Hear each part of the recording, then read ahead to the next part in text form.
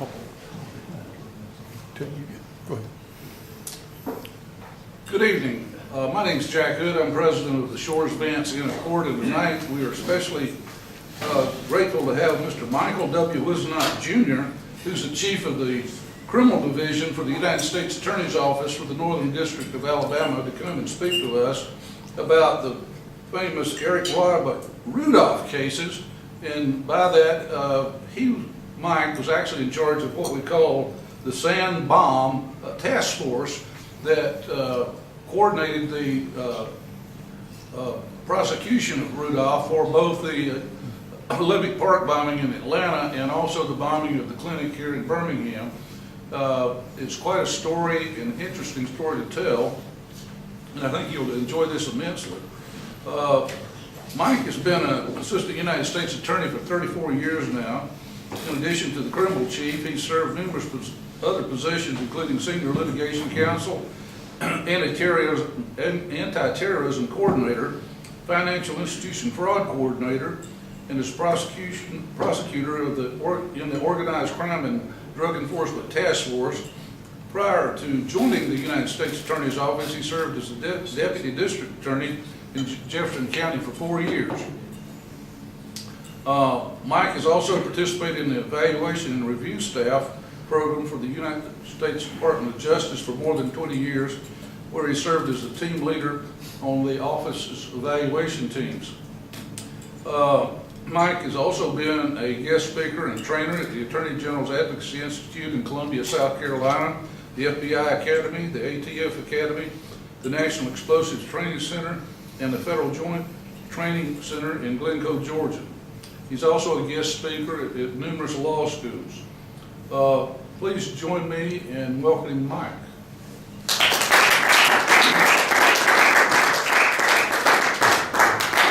Thank you, Jack. Let me correct one thing. I'm Mike Whisonant Sr. My son is Junior. He practices with Richard Jack. I'm sorry. He would be offended. Never a conflict there, right? Yeah. None at all. Well, thank you for asking me to speak here tonight. It's an honor to be here with you. The last group that I gave this presentation to was about 250 agent trainees at the Glencoe Federal Training Center in Glencoe, Georgia. So it's nice to have a more intimate setting to speak with you tonight. Let me stand over here. The Eric Rudolph case was a sort of a case of a lifetime for a fellow prosecutor. Let me work the technology here. Right click. Right. Okay. This presentation is about a domestic terrorism incident that happened both in Atlanta, Georgia, and Birmingham, Alabama.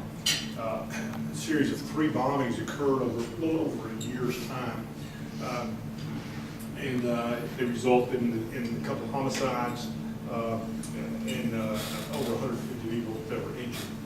So the story begins back in July of 1996. That was when Atlanta was hosting the Centennial Olympic Games.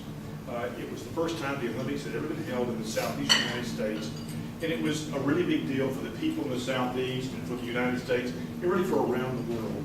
And it had been really a big build-up for Atlanta. They built a lot of infrastructure and to host the games, and it was a huge success as far as attendance was concerned.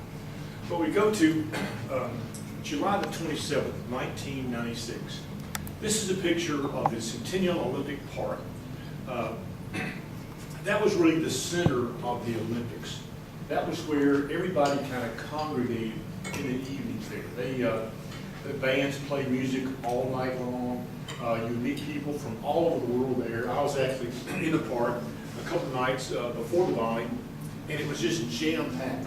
There was very little security there too, because it was a public facility.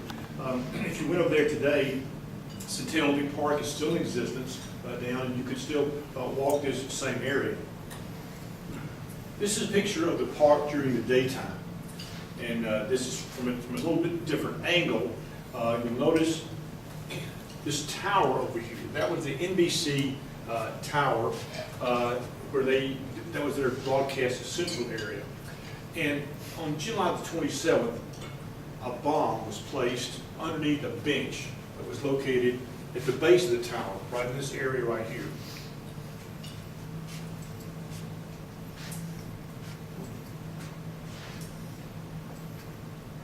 You can see the benches there, another daylight view, and the bottommost bench there is the one where a backpack containing, at that time, the largest pipe bomb ever used in the United States was placed.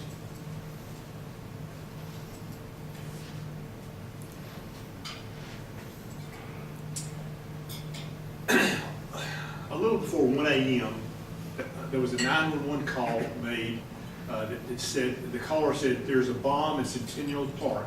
You have 30 minutes. It was placed from this phone, the bank of phones, that was about 2 blocks away from Centennial Olympic Park. I'll come back to this a little bit later. Those phone booths those phones are no longer there because we have cell phones these days. That was the phone booth, right? That was the phone that was used. And unfortunately, the bomb exploded about 20 minutes after the phone call was made. The caller said it would give 30 minutes. This is a picture that was made by a tourist, just at random, that captured the backpack that was actually placed under the bench that contained the pipe bomb. When the bomb exploded, over 100 people were injured right away. Alice Hawthorne was a lady who was killed. She was struck by a single nail in the head and died instantly. This is what the tower looked like after the bomb exploded. Now, this is a picture of Alice Hawthorne right here. Miss Hawthorne had gotten off work early that day to take her daughter to the Olympics. And they were that night. Her daughter was standing just outside the frame, and she was standing about roughly 125 feet away from the bomb went off. The bomb was filled with nails as shrapnel, and it just fanned out into the crowd when it exploded. This is a picture of the tower after the bombing. You can see the damage that was done there. Miss Hawthorne was standing in this area right in here. Okay. You can see in this statue nail strikes made by shrapnel. If you go over to Atlanta today and go to Centennial Olympic Park downtown, you can go up to that statue and you can still find where nail strikes are in that statue for the bomb. This is a makeup of what we believe the bomb to have looked like. It was made up of pipe cylinders. It had electric battery for power. It had a timing device in the back, which is a baby bean clock. It also is placed on a piece of steel right here. We know this because we recovered fragments of the pipe itself, up in the top corner up there, that helped us identify the size and the type of the pipe involved. And then we recovered 432 8-penny masonry nails that were used as shrapnel. There were probably many more nails, but we just recovered that many. When we look at the bomb itself, and tonight will be a little instruction about bombs and bomb making. We see that these are the components of that bomb that evening. The explosive device that was used was smokeless powder, which is used by people who reload weapons. You've got an Alice pack, which is a common type of backpack used by the military. You have the metal pipes, which are filled with smokeless powder and sealed off. You have the most common timing device for all bombs in the United States, which is a baby bin alarm clock, which is different than overseas. In the Middle East, the most common type of timing device is a Casio wristwatch. This also had something that was unique, and that it had a 1/8-inch steel plate in it. Bombers tend to learn as they go along. They get better at their trade, those who survive, and they learn from one bomb to the next bomb. And we see that progression in these bombs. while many of the things there are very common in bombs, the one thing that was uncommon was that steel plate. Steel plates are used in less than 1% of the bombings that happen in the United States each year. It turns the bomb into what's the military refers to as a claymore mine, which directs the shrapnel in a particular direction. Well, that bombing happened in July. We had a massive task force was formed in Atlanta with ATF, FBI, all the federal agencies, the local police, but they had no suspects, nobody at all. We moved forward about 6 months to the Sandy Springs Professional Building. On January the 16th, another bombing occurred, but the bomber learned. As you can see, this is a picture of the building itself. The first bomb went off in the back, but that was called a sucker bomb. It didn't have any shrapnel in it. That was a technique that was perfected by the IRA many years ago and has been used now around the world. But the purpose of that was to draw first responders, and it did that in this case. When that first bomb went off, first responders came in and surrounded the building, pulled all around it. That building contained a clinic which provided health services for women. It also had a daycare center for children.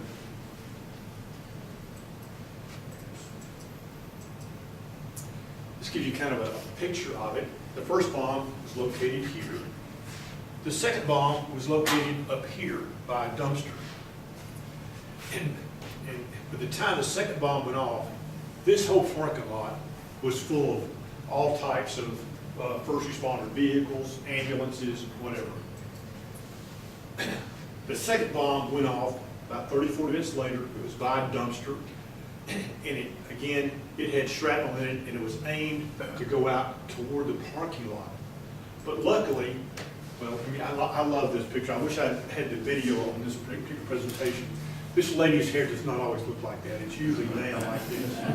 But at the time of the explosion, a shock wave came away from the bomb, and it blew her hair up like that. She's an attorney. She was there with her husband to pick up her twin daughters who were in the daycare at the time when this went off. Luckily for everybody, these two cars absorbed most of the force of the bomb, which is planted back over here, so that most of the shrapnel went over the people that were in the parking lot. Still, about 50 people were injured. Many of them had hearing damage because of the blast. This is, after reconstructing it, we believe this is what that second device looked like. Again, the bomber has learned. We believe that he put all this wire around this box in order to keep people from being able to get to it, to disarm it. We have a cutaway of it. Again, we can see that baby being clock, we can see shrapnel, and we can see something a little different. We have a better picture of it. Yeah, this is the components of the two bombs, okay? We still have the baby being clocks, we have the shrapnel, and we have the steel plates in both bombs. But this time we have a different explosive. This time we have dynamite, which is a high order explosive as opposed to black powder, which is a low order explosive. So this carries much more energy or force than the black powder would, and it's much more dangerous. So that told us that, the bomber, one, had gained access to dynamite some way, and secondly, he was learning. We moved forward about a month to the Other Side Lounge. The Other Side Lounge is located just in the Buckhead area, or was in the Buckhead area of Atlanta, and its clientele were mostly gay people. And February 21st, a device was placed in the back on the little wall overlooking a deck that was in the back of the building. It went off, and it injured about 15 people. Luckily, most of the shrapnel, the way the bomb was placed, most of the shrapnel went over their heads. When first responders came to the building, they began to look around, and one of them noticed that a second device was located over here, and it had not gone off yet. So they were able to disrupt that, and it exploded. This is what we believe the first device looked like, with the dynamite and the nails. We believe he used 2 of those containers, and that's the one that was placed out in the back. This is a picture of the second device, which was noticed by one of the, I believe it was a fireman. It was just placed in the alleyway, and it was disrupted again.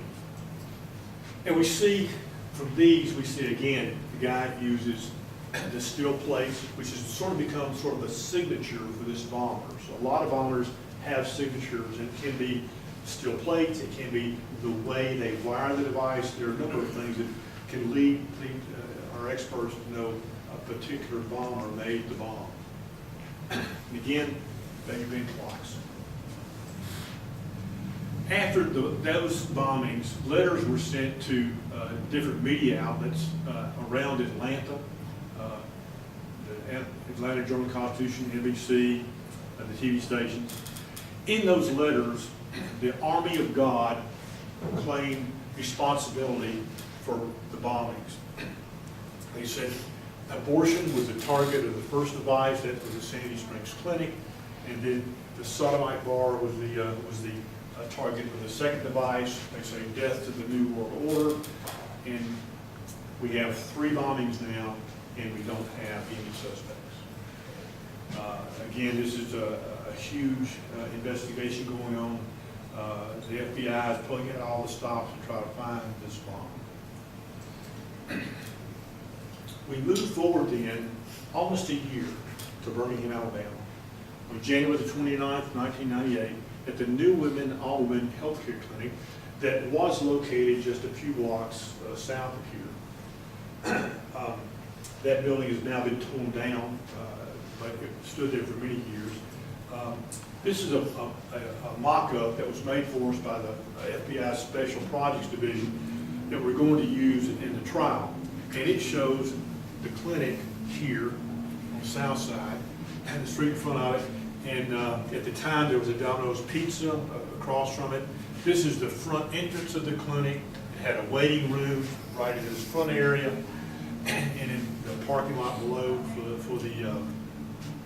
for all the patients to come. Here's another look at the clinic. The story in Birmingham starts a little after 7 o'clock in the morning when Sergeant Sandy Sanderson, who had been working a night shift over out of the South Precinct, got off work, and he was helping a friend out that day who was going to be the security guard for the clinic. About the same time that Sandy gets off work, there is a man, his wife, their daughter, and their daughter's boyfriend who came into town to take their daughter to the clinic. And they pull into the parking lot right here, and the boyfriend's, the girlfriend's boyfriend's father gets out of the car, gets up and checks the front door, and it's locked. So he gets back in the car, and they pull up into this upper parking lot right here, sit right up there to watch the clinic to see when it's going to open. Sandy Sanderson gets off work on the south side precinct. He drives a van and he pulls in right there. When he does that, these folks see him, so they pull back down, pull back into the parking lot right here, this location right there. Again, the man gets out of the car, gets up to check the front door. It's still locked. Sandy gets out of the van and walks down and to talk to the man. And they meet roughly in this area right here. Sandy tells the man the clinic's not open yet. It will be open around 8 o'clock. And you'll just wait until then. While they're talking, a car pulls up, the blue car there, and that's the car that belongs to Emily Lyons, who was the head nurse at the clinic at the time. The man turns, walks back in this direction, goes back and gets in his car. Emily Lyons walks over to Sandy and points out to him that there's something right in this area right here that looks like some plastic flowers or leaves or something, and just kind of points it out to him. And then she walks back toward the clinic, and you can see this little mannequin there for her. And Sandy takes out his baton and leans over and starts to lift up the leaves to see what's there. And as he does that, the bomb explodes.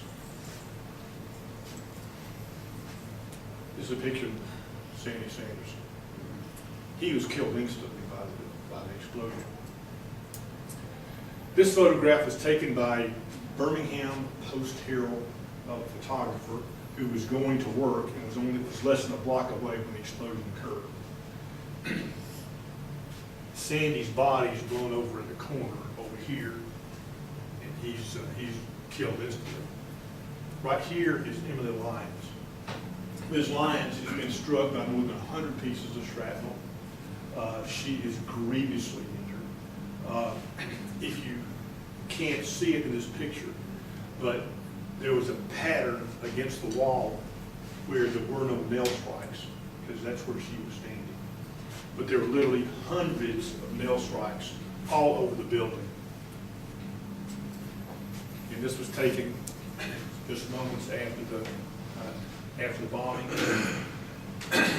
Emily Lyons was taken out of the scene and rushed to the UAB Medical Center here, to the emergency room. They called the emergency doctors to let them know that she was coming. The doctors, luckily, all of the heads of the department were having a meeting that morning, and all the pagers were on. And they ran about 50 yards to the emergency room, so that when she came in the door, they all converged on her.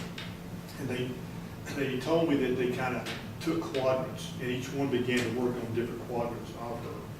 And the head of emergency services told me that had she been 2 minutes further away from the hospital, that she would die.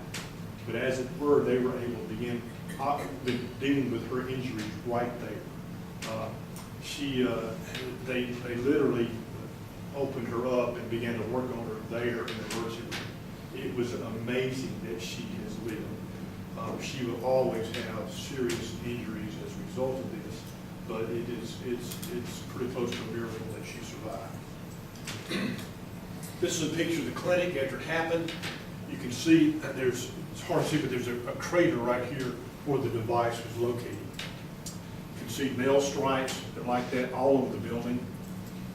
From the door. You can see a better picture of the crater here.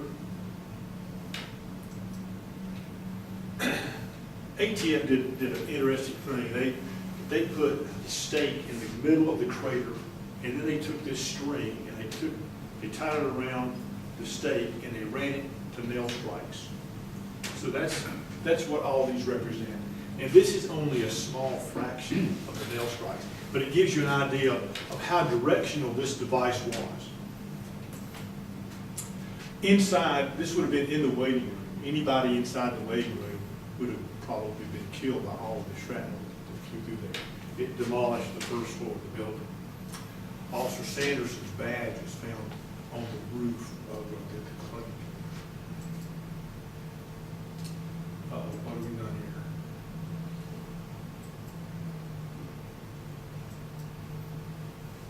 All right, I'm going to need some technical assistance with this. Ben, Maybe go to that green plant. Oop.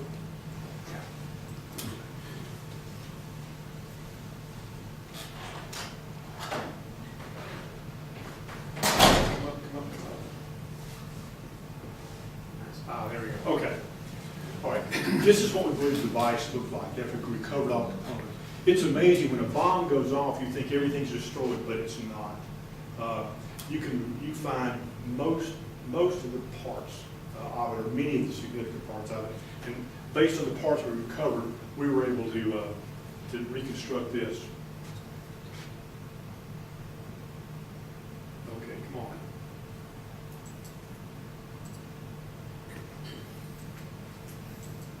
Okay, this is an overhead view of the area where the clinic's located. The clinic was here, and then we start out what I think of as the most remarkable part of this story, where we have a real hero in my mind who comes to the forefront. When the bomb goes off, there's a young man who's a student at UAB who lives in Rast Hall right here. He was on the first floor. doing his laundry, and he heard this huge explosion, and he looks out the window, and he sees smoke come in the direction of the clinic. His first thought is the pizza place that's across the street had exploded. But as he watched there out the window, he noticed that everybody was going toward the explosion, except one person. There was one guy that was walking across this open park area away from the explosion. He had on a baseball cap, kind of longish dark hair, a backpack on, dark coat, sunglasses, and he was walking, not running, but walking pretty fast away and never looking back. And this made this young man, whose name is Jermaine Hughes, suspicious. So Jermaine goes out of West Hall and gets into his car, located here, and he watches and sees the guy is at the street here, watches him cross the street. Jermaine gets in his car, goes out, and pulls up to follow him. The guy walks up the sidewalk here, and Jermaine slowly begins to follow the guy. The clinic is up here. They're walking in this direction on 16th Street, and Jermaine slowly follows the guy as he's walking along the street. Back down here is Center Garden Apartments. We can go to that. All right, we come to Center Garden Apartments. If you'll notice up at the top there's an alleyway that runs behind Center Garden Apartments. The man that Jermaine's following turns and goes in the alleyway, and as he does, he reaches in his pocket and he takes something out that appears to be blue, and he walks down in the alleyway. Jermaine pulls down and watches him for a moment, and then he continues on to the intersection down here, just right in this area right here. He stops for a minute, thinks, I don't know what to do, and then he said, well, I'll pull around, I'll take a left here and go down in front of the apartments. And as he pulls down in front of the apartments, he sees a man walking across the parking lot, and he's dressed a little different. He doesn't have the coat on anymore. He's still got a ball cap. He doesn't have the long hair, but he's got sunglasses, and he's got a backpack. And the backpack appears to be full, but not heavy. And as he watches him, he realizes this is the same guy. He's just changed his clothes. So by this time, Jermaine's got in front of the guy as he's slowly driving up the street here, and the guy's walking down the sidewalk like this. So Jermaine gets to about this area, and he pulls over, gets out of the car, and these are very narrow streets. If you go over and look now, you'll see these are fairly narrow streets. This is early in the morning. He gets out of his car, he lifts the hood like he's having car trouble. And he's probably literally from here to that wall away from the other side of the street where the sidewalk is. And he watches as the guy walks straight over there, and they look at each other. And then the guy keeps on walking. Jermaine puts the hood back down, gets back in his car. Oh, did I mention Jermaine didn't have a cell phone either. So this is in the days before cell phones. So they come up here. This takes a left in this area right here. I've got another picture of that. Up here at the top, 15th Street goes, it makes a left to 18th Street. The man turns and goes in this direction, up 18th Street. Jermaine comes to right about here, and there are two ladies who are coming out of their house, and Jermaine stops to tell them that, hey, there's this guy I've been following, and I think he's involved with an explosion that happened. Would you please call the police? And they kind of blow him off a little bit, say, yeah, we'll do that. While he's talking to them, the guy walks him down the street, takes a right, and goes out of sight. So Jermaine gets back in his car and goes down and tries to find him, and he's gone. He can't find him. So Jermaine starts driving around on South Side looking for this guy, but he doesn't find him. So he finally gets on the Montgomery Highway, goes over the mountain to this area here. Vulcan Park is up here, and he comes to a McDonald's right there. And he pulls into McDonald's. He gets out, goes in, and he asks the lady, can I use your phone to call 911? So she says yes. She literally hands the phone across the counter to him, and he calls 911, and he explains what's going on about the explosion, about even following this guy, tries to describe him. And as he's trying to describe him, he looks out the front window of the McDonald's across the street and he sees the guy walking down the street, and you can hear the 911 call when he gets really excited. He says, wait, there he is, I can see him, he's across the street, and he starts trying to describe the guy. Well, there was a lawyer named Jeff Tickle